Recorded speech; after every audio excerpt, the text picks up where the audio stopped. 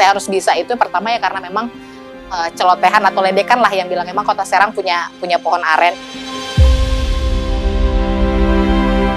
Posisi mereka menganggap saya kan perempuan gitu, sementara kan yang banyak berhubungan dengan petani itu kan kebanyakan laki-laki dan hampir semua juga bapak-bapak gitu yang urusannya dengan petani itu adalah mereka. Dan posisi saya yang di Kota Serang itu sangat sulit untuk menjangkau petani yang ada di Kabupaten Lebak seperti itu, agak jauh lah gitu. Akhirnya ya bagaimana caranya kita bisa buktikan bahwa Tangkal Kawung ini setara dengan mereka yang brand-brandnya sudah lebih terkenal duluan. Tidak hanya terkenal dalam bentuk curah yang mereka suplai ke pabrik tanpa ada brand, tanpa mereka tahu ini gula aren dari mana, tapi juga branding Bantennya juga tetap terbawa sampai kemanapun gula aren ini berada.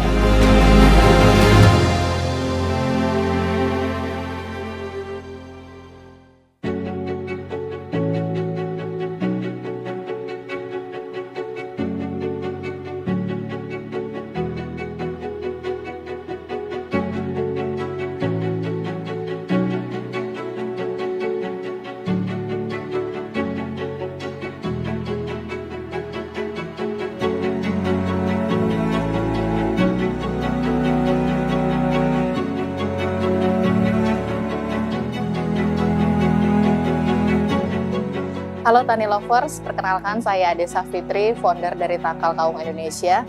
Tangkal Kawung Indonesia sendiri berdiri sejak tahun 2018, di mana awal mulanya adalah ketika kita ingin mencari satu produk yang merupakan asli Banten. Jadi kebetulan di Banten komoditas utamanya adalah gula aren, jadi kami memilih gula aren sebagai salah satu produk kami.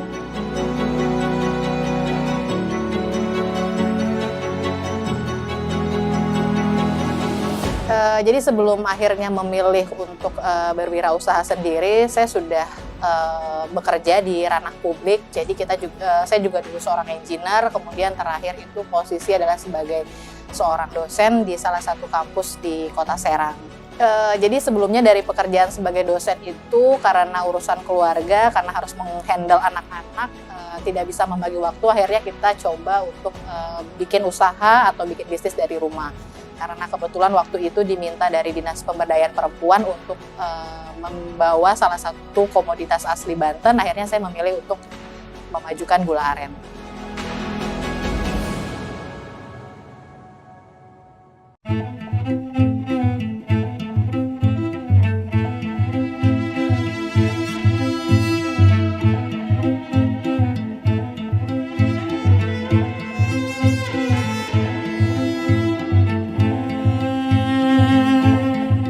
Jadi sebetulnya waktu itu Dinas Pemberdayaan Perempuan itu membuat satu aplikasi yang membawahi UKM Provinsi Banten khusus perempuan. Tapi belum ada produk yang merupakan asli Banten seperti itu. Jadi kita diminta untuk membuat satu inovasi produk yang merupakan asli dari Provinsi Banten. Jadi kenapa memilih gula aren awalnya adalah ketika saya bertanya ke teman-teman, karena saya bukan orang asli Banten kebetulan. Jadi saya tanya ke teman-teman kalau dari Banten itu oleh-oleh apa yang biasa dibawa seperti itu. Jadi ada banyak sekali sebenarnya produknya, dan kebetulan memang yang banyak dicari itu adalah gula aren salah satunya. Tetapi gula aren dari petani itu bentuknya biasanya masih berbentuk kojoran atau gula cetak. Itu ada kesulitan ketika kita mau kirim atau kita bawa keluar kota. Untuk gula aren yang asli itu akan cepat sekali rusak dan proses pengirimannya itu tidak simpel.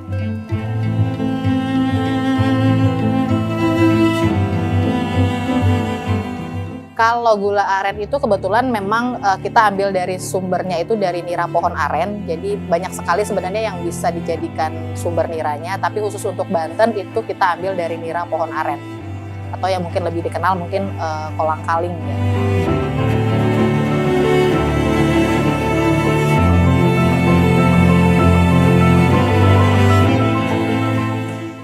Jadi awalnya memang untuk produk yang kita buat itu adalah gula aren bubuk. Jadi awalnya itu kita membeli dari petani itu adalah gula aren yang berbentuk masih cetak. Itu proses di dapur waktu itu masih awalnya itu kita dicairkan di alat-alat dapur rumahan saja. Jadi kita proses pencairan di sini, kemudian saat itu itu kita mulai proses open itu tadinya dengan dijemur di matahari, di bawah sinar matahari langsung. Tapi karena alasan higienis, jadi waktu itu kita modifikasi dari rak piring yang sudah tidak terpakai, rak piring kaca yang aluminium yang bagian bawahnya itu kita modifikasi dengan menambahkan lampu sebagai pemanasnya. Jadi awal mulanya kita buat seperti itu, jadi biar si gulanya itu tetap dapat panas dari bola lampu tetapi juga higienis.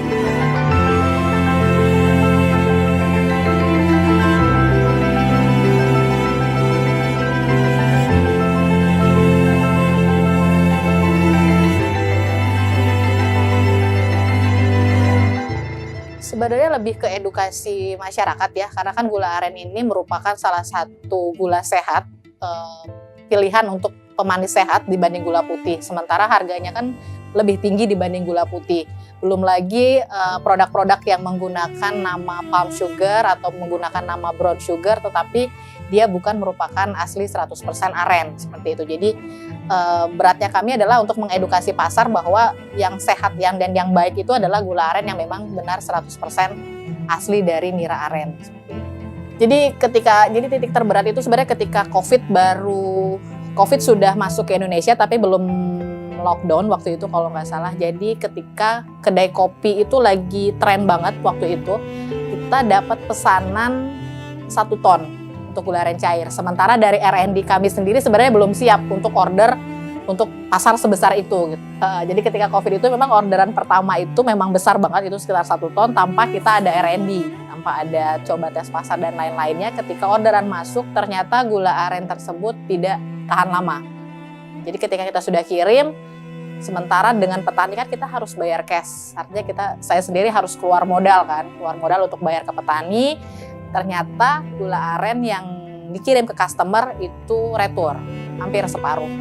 Karena ada proses jamur kemudian gas. Gitu. Jadi mau tidak mau kita harus mengganti rugi ke customer dengan barang yang baru. Karena daya simpannya tidak bisa lebih dari 3 minggu. Itu sekitar mungkin PO-nya itu sekitar 25 juta waktu itu karena sekitar 1 ton, dan itu separuhnya kita harus mengganti dalam bentuk barang. Jadi biaya produksinya kita keluarkan itu hampir 2 kali lipat. Jadi bukannya kita dapat untung, yang ada kita harus nombokin lagi gitu.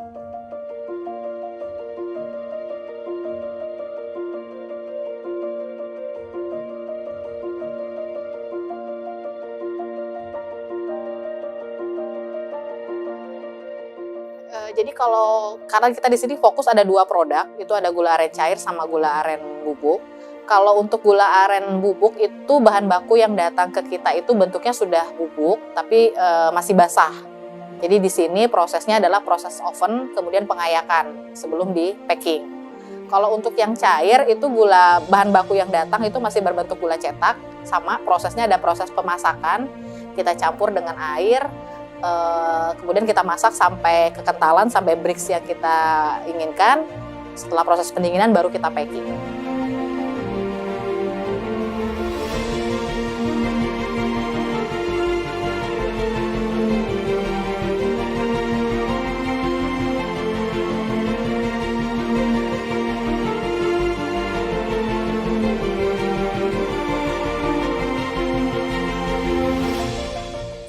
Kalau selama ini kita tidak pernah minta harga di bawah harga pasar ya. Jadi kalau untuk petani kita ikut harga mereka karena memang untuk beberapa musim kadang harga gula aren itu cukup fluktuatif.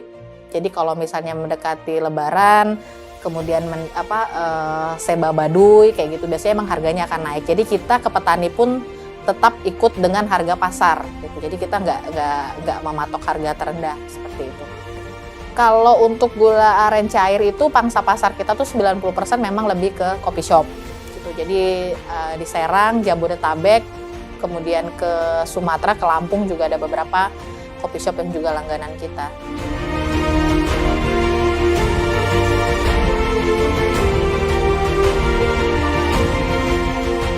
Apa yang membuat saya bertahan, maksudnya banyak yang saya sudah dapat dari gula semut ini gitu. Jadi yang tadinya memang ketika saya biasa bekerja terus harus di rumah saja, tidak ada kegiatan apa-apa, dan salah satu pilihannya adalah berbisnis, itu adalah banyak yang didapat ya. Jadi tidak hanya berupa materi, tapi juga berupa koneksi, banyak lagi ilmu-ilmu baru yang kita pelajari seperti itu. Jadi memang ada beberapa yang kemarin yang kita ikutin, jadi ada beberapa kompetisi juga. Jadi dari era COVID itu kita ikut di Femina, Scale Up Womanpreneur juga, kita salah satu sampai ke top 5. Kemudian startup bisnis juga dari Kemenperin kemarin, kita sampai di 20 besar.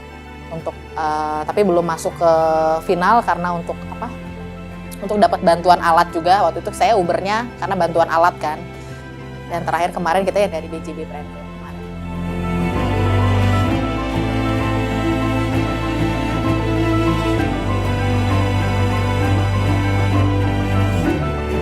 Oke, buat Tani lovers yang mau ngobrol-ngobrol atau mau sharing-sharing soal gula aren, bisa mampir ke workshop kami di Komplek Lebak Indah, Blok B2 nomor 210 Trondol Serang, atau juga bisa follow Instagram kami di tangkal.kawung.aren.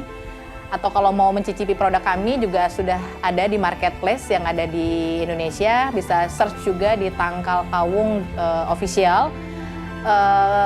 Kita juga ada website, bisa mengunjungi website kami di www.tangkalkawung.com gitu. Jadi buat teman-teman jangan lupa untuk order gula aren karena hanya aren Tangkal Kawung yang manisnya nggak nyakitin.